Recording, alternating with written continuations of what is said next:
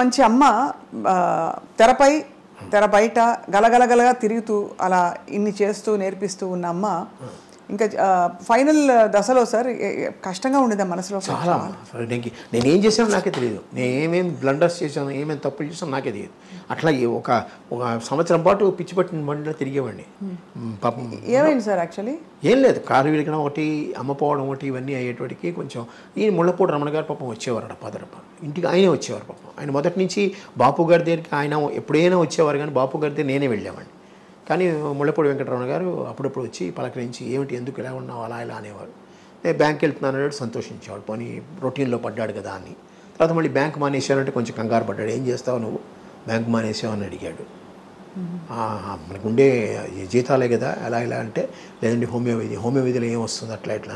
తర్వాత నేను కొంచెం పాపులర్ అయ్యేటోడికి కొంచెం ఆయన సంతోషించాడు. ఇలాంటి అమ్మని కోల్పోవడం చాలా ఏమో, మాలాంటి అమ్మ ఇంకెవరికి ఉండదు. ఒక యాంగిల్లో అంత పేరు ప్రఖ్యాతులు నిజంగా నేషనల్ వైడ్ తెలుగు వాళ్ళు ఎక్కడెక్కడ ఉన్నారో అక్కడంతా అంత పేరు ప్రఖ్యాతులతో ఆవిడ ఉంటే, ఆవిడకి ఉత్తరాలు వస్తూనే ఉంటే వాటికి సమాధానాన్ని రాసేవాడిని, నేనే రాసేవాడిని. అమ్మ చెప్పేది ఏమొచ్చాయి ఉత్తరాలు, అభిమానం గురించి రాసేవాడు. దాంట్లో ఇదయ్యారు ఇలాగ ఫోటో పంపించాడంటే నేనే ఆ ఉత్తరం ఇది చేసి మామూలుగా పంపించేవాడిని అంతా. అట్లాగా కొన్నాళ్ళు అయ్యి ఆవిడ రాసుకోలేని పరిస్థితి వచ్చేటప్పటికి ఆవిడ డైరీలు నేను రాసేవాడిని, ఎవరెవరు అడుగుతున్నారు, ఎవరెవరు ఇచ్చారు, ఎవరు చెక్ ఇచ్చారు అంతా అనమాట. అలాగా చాలా చక్కగా ఆవిడ లైఫ్లో పొద్దున్నీ సాయంత్రం ఆవిడ లేకపోయేటోడికి ఏమీ లేదు. తర్వాత బ్యాంకులో పడ్డా కూడా ఇంటికి వచ్చేవాడికి వెళితే ఆ అమ్మాని పిలుచుకుంటూనే ఉండడమే.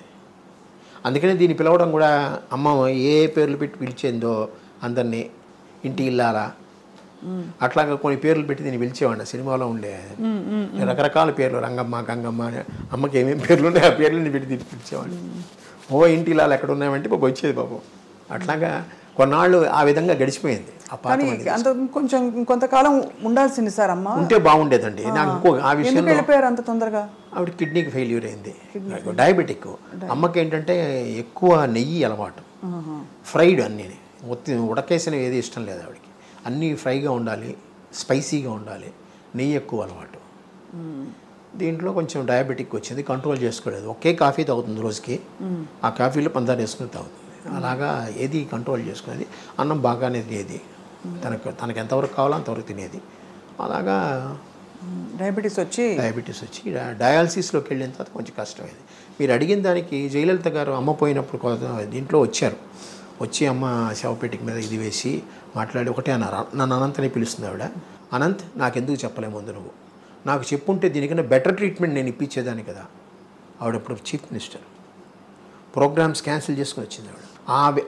అమ్మ పోవడం ఒక మాట, ఆవిడ అన్న మాట 2-3 నెలలు నాకు తిరగబట్టింది నిజంగా. ఆవిడకి ఇచ్చుంటే మరి చీఫ్ మినిస్టర్ హోదాలో కూడా ఏది హాస్పిటల్లో చేయించేదే కదా. ఇవన్నీ నేను చాలా కాలం మర్చిపోలేకపోయాను నిజంగా. ఆవిడ అన్న దాంట్లో మోర్ దెన్ 100% రైట్.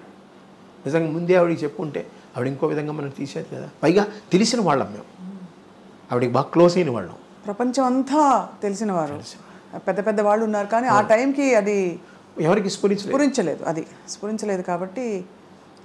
కానీ అవస్థపడలేదు కదా సార్ ఎక్కడ, చాలా ఎక్కడ అవస్థపడలేదు ఆవిడ. లాస్ట్ ఎందుకు సెప్టెంబర్ ఇది చూపించబోయే, ఇదిగోండి అమ్మకి డాక్టరేట్ ఇచ్చారు చూడండి ఒకసారి, అక్కడ ఇక్కడ కూడా చూసుకో. 27/7/1994 అప్పుడు ఇచ్చారు. 4 నెలల తర్వాత అమ్మ పోయారు. అంతవరకు అమ్మ తిరిగారు, తిరుపతి వెళ్ళి తీసుకున్నారు, పద్మావతి విశ్వవిద్యాలయంలో అక్కడ వెళ్ళి తీసుకున్నారు డాక్టరేట్. అప్పుడు బాగున్నారు, కారులో వెళ్ళి వచ్చాం కదా మేము. సో తర్వాత ఏమైంది? తర్వాత స్లోలీ డయాలసిస్ వచ్చిందమ్మా.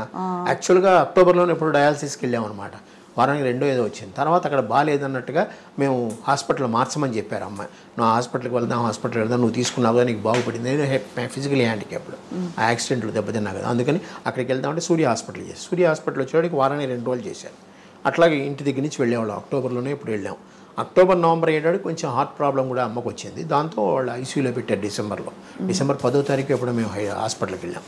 అక్కడి నుంచి అలాగా అయిపోయింది. కానీ వీళ్ళందరూ రాధాకుమారి గారు కానీ, ముళ్ళపూడి వెంకటరమణ గారు కానీ, వాళ్ళ మిసెస్ గారు, వాళ్ళ తాలూకు వాళ్ళు అందరూ, సినిమా వాళ్ళు ఇక్కడ ఉన్న వాళ్ళందరూ హాస్పిటల్కి వచ్చి చూసిన వాళ్ళే. హాస్పిటల్లో ఎన్ని రోజులు ఉన్నారు సార్? హాస్పిటల్లో 11 రోజులు 12 రోజులు ఉన్నారు. 12 రోజులు ఉన్నారు. కానీ ఈ వార్త వినగానే అందరూ అయిపోయి ఉంటారు, అందరూ అయిపోయారు. అది పైగా రాత్రి అమ్మ 9:15 ఎంతకో పోయారు. అప్పుడు వెంటనే రమణ గారే వచ్చి ఎంవిఎస్ ప్రసాద్ గారు ఒక ఆయన ఉన్నాడు, ఆయన చెప్పిన వెంటనే ఆయనే త్రూఅవుట్ పేపర్స్ అన్నీ వచ్చేసినట్టు చేశారు. వచ్చారు జనాలు, కొంతమంది యూట్యూబ్లో చూసాను ఎవ్వరు రాలేదు, ఒక్కళ్ళే కూర్చున్నారు, మేము ముగ్గురమే ఉన్నాం అలా అన్నట్టుగా ఏదో యూట్యూబ్లో వచ్చాయి. కానీ అది కాదమ్మా, ఆ రోజు అందరూ వచ్చారు. ఇంకా శారద గారు వచ్చారు, జీవరలక్ష్మి గారు వచ్చారు, వాణిశ్రీ గారు వచ్చారు, అందరూ వచ్చి చూసి వెళ్ళారు. మీ పాత్రికేయులు ఎంతోమంది వచ్చారు. అంటే ఎందుకు అనిపిస్తుంది అంటే సార్, అంత వైభవంగా జరిగిన మెడ్రాస్లో ఉన్నంత వరకు అందరు వచ్చారమ్మా. అయితే శ్మశానానికి తీసుకెళ్ళేటప్పుడు 7 మంది 8 మంది వెనకాల వచ్చారు, ఎవరు సినిమా వాళ్ళు. ఎన్టీ రామారావు గారితో అక్కినేని నాగేశ్వరరావు గారితో చాలా బాగుంది. ఎన్టీ రామారావు గారు వస్తానని చెప్పి ఆయన కోసం నేను మధ్యాహ్నం వరకు ఉంచాను. సడన్గా ఆయనకి ఏదో ప్రోగ్రామ్ వచ్చిన తర్వాత డైవర్ట్ అయ్యారు ఆయన. అందువల్ల రామారావు నాగేశ్వరరావు గారు ఏదో బయట ఊళ్ళో ఉన్నారు కానీ రాలేకపోయారు. ఫోన్లోనే చెప్పారు నాకు. నేను అది మేము జీర్ణించుకోలేని ఇది యాక్చువల్గా. అలాగే చివరి వరకు చెప్పారు కదా, 4 నెలల ముందు ఆవిడ డాక్టరేట్ కోసం మేమందరం తిరుపతికి కారులో వెళ్ళామంటే మీరే ఆలోచించండి. మరి మీరు స్టేజ్ ఎక్కాలి కదా, కింద తీసుకోకూడదు, స్టేజ్ కూడా మెల్లిగా పట్టుకుని ఎక్కి అక్కడ కూర్చొని తీసుకుంది ఆవిడ. టైం అలాగా.